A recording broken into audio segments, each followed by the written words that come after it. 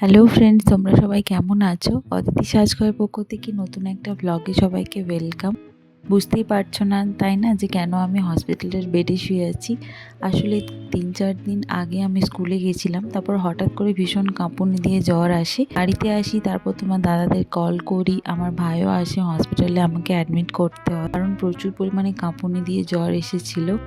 আসলে বাড়ি থেকে এতটা দূরে থাকি, এখানে কেউ কোথাও নেই, খুব একা একা ফিল হচ্ছিল। যদিও অনেক আত্মীয় স্বজন রয়েছে এখানে, তারা অনেকবার ফোন করে খবর নেওয়া, অনেক অ্যাডভাইস দেওয়া, অনেক কিছু দিয়েছে। তারপর ফাইনালি এখানে স্যালাইন চলছিল কারণ প্রচুরই উইক হয়ে পড়েছিলাম আর জ্বরটা কিছুতে কমছিল না। ব্যাঙ্গালোরে এখন খুবই ডেঙ্গুর প্রকোপটা বেড়েছে, তো সেজন্য আমরাও ভাবছিলাম হয়তো ডেঙ্গুই হবে কারণ সমস্ত সিমটমই ডেঙ্গুর ছিল।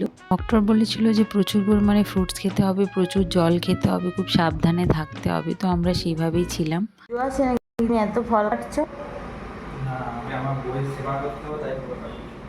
কেন? তোমার বউয়ের কি হয়েছে তাই যে আমার বউ লটকে উল্টে পড়ে গেছে। লটকে উল্টে পড়ে গেছে, ওই জন্য তুমি বউকে শুধু ফল খাবে? আমার বউকে বুঝতে দেবে, মাথা ঘুরে নিয়ে বলছে। আমি কিন্তু এত ফল খাবো না, হ্যাঁ? তুমি বেকার বেকার কাটলে। ভোরবেলা একবার এসেছিল 3-এর সময়, ওই কাঁপানিটা দেখতে পাচ্ছ তো কেমন মজা করছে আমার সাথে। তো যাই হোক, ফাইনালি ঠাকুরের অনেক আশীর্বাদ, অনেক কৃপা, আর সবাই আমার জন্য অনেক অনেক প্রে করেছো, অনেকবার খবর নিয়েছো, সবাইকে অনেক থ্যাংক ইউ। এর জন্যই আজকে আমি সুস্থ আর নেগেটিভ এসেছে রিপোর্ট, ডেঙ্গু ম্যালেরিয়া সব কিছুই।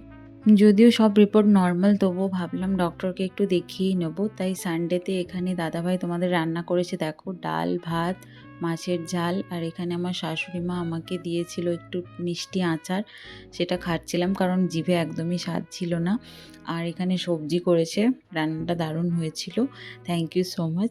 তারপর আমরা ফাইনালি চলে এসেছি মণিপালে, কারণ আমাদের অ্যাপয়েন্টমেন্টও ছিল 3:30-টের সময়, তো আমরা সেই মতো চলে এসেছি। দেখতেই পাচ্ছ সানডে বলে কতটা ভিড় এখানে। তারপর ডক্টর দেখিয়ে আমরা 1 কাপ করে কফি খেলাম, আর এখানে অনেকটা স্বস্তি লাগছিল। তারপর দুজনে মিলে এখানে আমরা স্কুটি করে বাড়ি চলে এলাম, কিন্তু প্রচণ্ড ভিড় আর প্রচুর ট্রাফিক জ্যাম।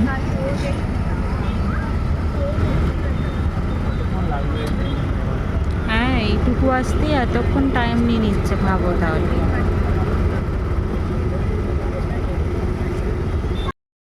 একটা বিশাল বড় ফেজ কাটালাম, থ্যাংক ইউ সবাইকে। আর যারা যারা বাইরে থাকো বাবা মাকে ছেড়ে, খুব ভালো থেকো, সাবধানে থেকো, সুস্থ থেকো, বাই।